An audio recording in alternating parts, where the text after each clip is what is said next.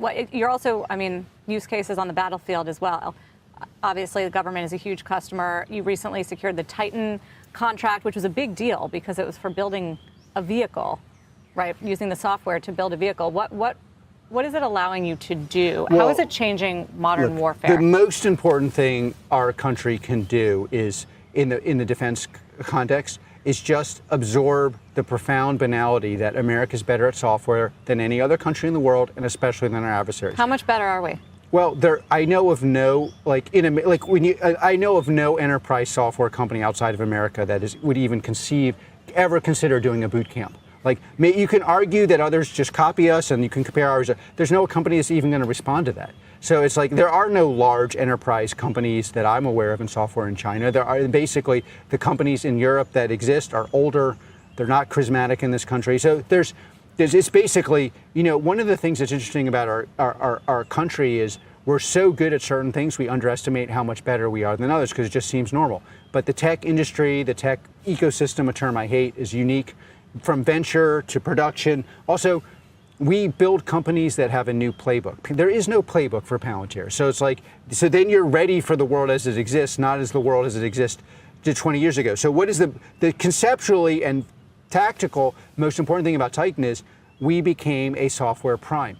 If we are going to scare our adversaries, not kind of make them wonder if they should attack us, but make them terrified to consider attacking us, we have to play on our terms. Just like an obvious thing about winning is you don't allow the adversary to define the terms of battle. The terms of battle that the adversaries like are hardware because they have like very technical hardware cultures.